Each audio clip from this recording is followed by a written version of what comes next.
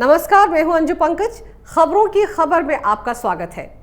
आज हम बात करेंगे एक फेल्ड एक्ट्रेस की, एक फ्लॉप एक्टिविस्ट की जो ज्ञानी बनने की कोशिश तो करती हैं लेकिन हर बार जनता के सामने उनकी पोल खुल जाती है।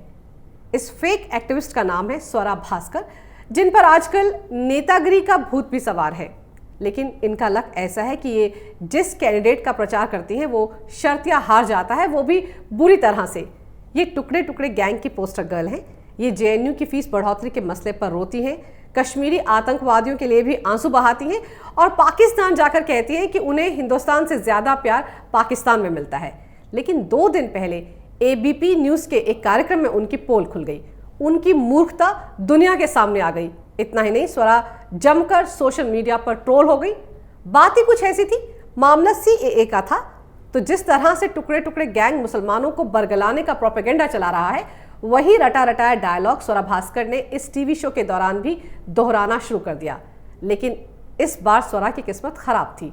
सामने रूबिका लियाकत थी, पहले से तैयारी करके आई थी, बाकायदा सारे कागजात के साथ। स्वरा को लगा कि टीवी शो नहीं बल्कि शाहीन बाग है कि भाषण देकर बात बन ही जाएगी। इसीलिए उसने कहना शुरू कर दिया, एनआरसी में बहुत खतरनाक प्रोविजंस हैं जिससे हर गरीब नागरिक जिसके पास कागजात नहीं है, उनकी नागरिकता और जान खतरे में है। इस शो के दौरान रूबिका लियाकत ने कैसे स्वरा की क्लास लगाई, पहले ये वीडियो देख लीजिए, फिर बाकी की कहानी आपको बाद में बताऊंगी। एनआरसी में इतने डरावने प्रोविजंस हैं जिससे आम नागरिक जो है, और ये सिर्फ किसी कम्युनिटी की बात नहीं है, एनआरसी के ड्राफ्ट कहाँ है? एक मिनट, एनआरसी का ड्राफ्ट कहाँ है? हर आम गरीब मुझे ड्राफ्ट बता उनके दीजिए ना। कागजात नहीं है, ड्राफ्ट कहाँ है एनआरसी का? कहाँ है एनआरसी का? सरकार से पूछे मैम, मुझसे काहे पूछ रही हैं? आप बता रही हैं कि डरावने प्रोविजन सरकार है। बात क्यों नहीं? आप कह रही हैं किसने? Hear me out, मेरा सवाल सुनिए। 1 सेकंड, नो मैम। आप जिसका जन्म नहीं हुआ उसका मुंडन करवा रही हैं। आपने एक्ट पढ़ा है स्वरा? सीए का लेना देना पूरे देश से है। आपने एक्ट पढ़ा है स्वरा? मैं बार बार कह रही हूँ आपको, सीए आपने एक्ट पढ़ा है स्वरा? मैं आपके लिए एक्ट लेकर आई हूँ। मैंने रेलेवेंट सेक्शंस पढ़े हैं। मैं आपके लिए एक्ट लेकर आई हूँ। मुझे यकीन था आपने एक्ट नहीं पढ़ा होगा। आप मुझे ये बताइए, इस एक्ट को पढ़िए स्वरा, जो 19 इस एक्ट को पढ़िए स्वरा। इसमें मुसलमानों का कोई जिक्र नहीं है। आप मुसलमानों को भड़का रही हैं। इस एक्ट में माइनॉरिटीज का, हिंदुस्तान के कोई जिक्र नहीं है। देखिए मैम, इस एक्ट को पढ़ लीजिए, रट लीजिए। इसमें किसी भी माइनॉरिटी का हिंदुस्तान की जिक्र नहीं है। नहीं मैम, आप पढ़िए इस एक्ट को। देखिए मैम, और एनआरसी का, सीएए का असम के एनआरसी से कोई वास्ता नहीं। मुझे पता है, मुझे पता आप नहीं पढ़ेंगी। आप पढ़ेंगी तो आपका झूठ सामने आ जाएगा। देखा आपने कितना कातिलाना अंदाज था स्वरा भास्कर का। कातिलाना इसलिए कि उन्होंने खुद ही अपने चेहरे पर लगे नकाब को उतार फेंका। आए बाएं साएं बोलने लगी। सीएए और एनआरसी को लेकर दिल्ली से इंदौर तक घूम घूम कर जो ज्ञान वो बिखेर रही थी, उस ज्ञान की सारी पोल लाइव प्रोग्राम में खुल गई। अरे भाई, कागज नहीं दिखाएंगे, कागज नहीं दिखाएंगे का नारा ठीक है, मत दिखाइए कोई कागज, पर इतने बड़े मंच पर जाने से पहले कागज पढ़ तो लेती ठीक से। वो भी नहीं हुआ तो कम से कम लुटियन जोन के अति ज्ञानी पत्रकारों से थोड़ा ज्ञान ही ले लेती, ट्यूशन ही ले लेती। उन्हें तो हर टॉपिक की जानकारी जरूरत से ज्यादा रहती है। कम से कम लाइव दर्शकों के सामने ऐसी भद पिटने से तो आप बच जाती। एनआरसी, जिसकी अभी तक असम के अलावा पूरे देश में कोई चर्चा ही नहीं है, जिसका ड्राफ्ट तक तैयार नहीं है, बस उसी के प्रोविजन खतरनाक लग रहे हैं आपको। कहां पढ़ लिया आपने ये सब? किससे इतना ज्ञान ले लिया आपने? किसने ये सब कुछ आपको रटवा दिया? दरअसल बिना सिर पैर की हवा में बातें करने की आपकी फितरत ही आपको महंगी पड़ गई। वो क्या बोलते हैं, अपना पैर कुल्हाड़ी पर रख देना। स्वरा ये भी भूल गई कि असम में जो एनआरसी लागू हुआ है वो किसी सरकार के चलते नहीं, बल्कि असम में जो कुछ हो रहा है वो सुप्रीम कोर्ट के आदेश और सुप्रीम कोर्ट की देखरेख में ही चल रहा है। सुप्रीम कोर्ट के आदेश पर ही डिटेंशन कैंप बनाए गए हैं, वो भी कांग्रेस सरकार के दौरान बनाए गए थे। बीजेपी सरकार का इससे कोई लेना देना नहीं है। और आप जैसे लोग डिटेंशन कैंप को लेकर हर जगह घड़ियाली आंसू बहाते हैं, छाती पीटते हैं, वो एक घटिया किस्म की ड्रामेबाजी करते हैं। मैं तो ये सलाह दूंगी कि आप ऐसा करके सुप्रीम कोर्ट के फैसले का भी अपमान कर रही हैं। कोई अगर कोर्ट पहुंच गया तो आपको लेने के देने पड़ जाएंगे। जब किसी मुद्दे पर ज्यादा जानकारी नहीं होती है ना स्वरा, तो मौन रखना अक्लमंदी कहलाता है। हम कितनी बार आपको समझा चुके हैं अपने वीडियोस के जरिए कि हाफ नॉलेज इज डेंजरस। आधे अधूरे ज्ञान के बड़े खतरनाक प्रोविजंस होते हैं। पर आप पर तो नई नई नेतागिरी का शौक चढ़ा हुआ है।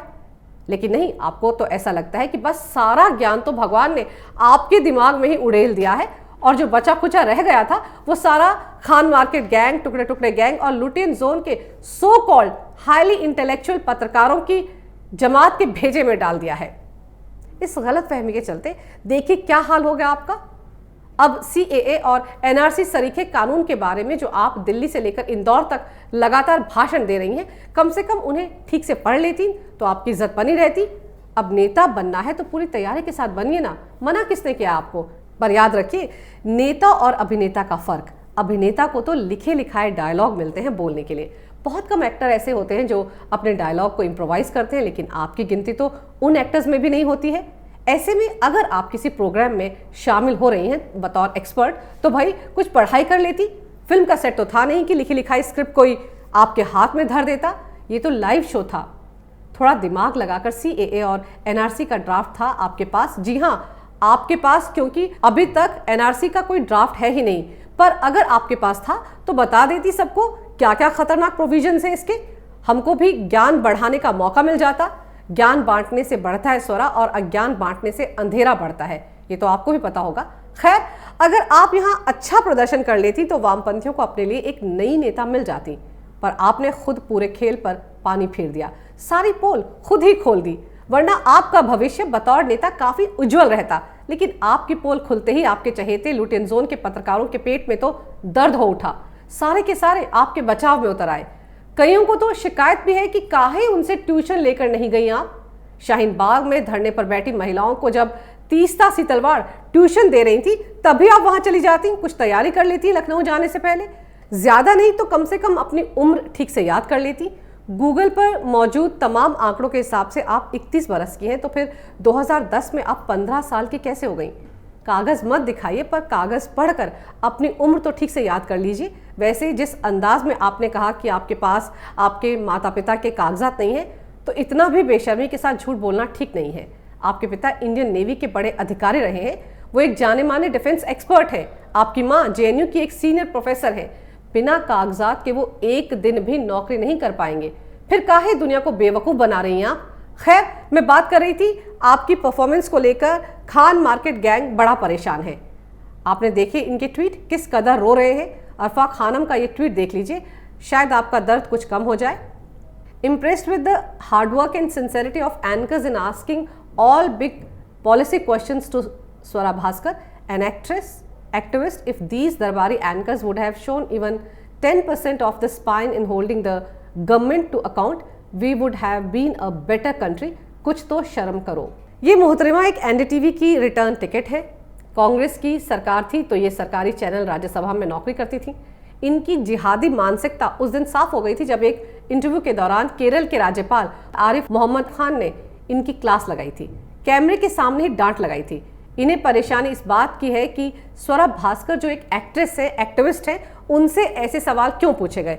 अब जरा कोई समझाए इन्हें कि जो हस्ती पिछले 2 महीने से जगह जगह घूमकर CAA और NRC पर लोगों के बीच ज्ञान बांट रही हो, उसे थोड़ा ज्ञान ले लेना चाहिए था। कहीं ऐसा तो नहीं आरिफा ने ही स्वरा को ये सारी झूठी जानकारी दी हो, जैसा कि वो लगातार अपने वीडियो के जरिए देश भर में अफवाह फैलाने का काम कर रही हैं। स्वरा, अब आपके ज्ञान का अगर ये हाल है तो उनके ज्ञान का स्तर क्या होगा, इसका अंदाजा तो लोग आसानी से लगा सकते हैं ना। दोस्ती अक्सर एक जैसे लोगों में ही होती है। ये क्या, आपने अपनी कब्र तो खोदी, साथ ही उन सबकी कब्र भी खोद डाली जो आपके लिए पैरवी कर रहे हैं। अरे वो सो कॉल्ड हाईली इंटेलेक्चुअल पत्रकार और महिलाएं जो बस एक राग पकड़ लेते हैं तो उसे ही अलापते रहते हैं। खैर, आपने भी वही सब कहा जो आप अब तक अपनी रैलियों के मंच से कह रही थी, और वहां दरअसल कोई आपसे CAA और NRC के खतरनाक प्रोविजंस के बारे में विस्तार से पूछता नहीं है। लोग तो भेड़चाल में चलते रहते हैं, जैसे कि आपने भेड़चाल में खुद ही बिना ड्राफ्ट के NRC के खतरनाक प्रोविजन तक तैयार कर डाले, और बिना ठोस जानकारी के पूरे मुस्लिम समुदाय को आप डराती चली आ रही हैं, बरगलाती चली आ रही हैं। मोहतरमा, आप जैसी पढ़ी लिखी बिरादरी की दरअसल समस्या ही यही है कि चंद डायलॉग यहाँ वहाँ से कॉपी पेस्ट की हुई स्क्रिप्ट की लाइनें याद करके आपको लगता है कि आप इस फर्जी ज्ञान को परोस कर अपनी दुकान चला लेंगी। वैसे ये सिर्फ आप ही की समस्या नहीं है, ये उस हाईली इंटेलेक्चुअल जमात की भी समस्या है जो आधी अधूरी जानकारी के साथ बड़े बड़े पत्रकार, समाज सेवक और बुद्धिजीवी बने फिर रहे हैं। एक लंबी चौड़ी खान मार्केट गैंग, टुकड़े टुकड़े गैंग और लुटियन जोन के पत्रकारों की जमात है जो बस इसी काम में लगे हुए हैं, कैसे खुद की दुकान खुली रखे। चलो एक कॉम्प्लीमेंट में चलते चलते आपको दे देती हूँ। सुना तो होगा आपने, खूबसूरत लड़कियों के पास दिमाग नहीं होता। ये तो आपने साबित भी कर दिया है। बुरा क्यों मान रही हैं आप? कम से कम आपको खूबसूरत तो बोल रही हूँ मैं। अगर आपको हमारा ये वीडियो अच्छा लगे तो कृपया इसे लाइक करें, शेयर करें और हमारे चैनल को सब्सक्राइब करें। देखते रहिए कैपिटल टीवी। अगर आपको हमारा वीडियो पसंद आया हो तो इसे लाइक करें, हमारे चैनल को सब्सक्राइब करें और हाँ, बेल आइकन दबाना ना भूलें ताकि आप तक हमारे वीडियो की नोटिफिकेशन पहुंचती रहे।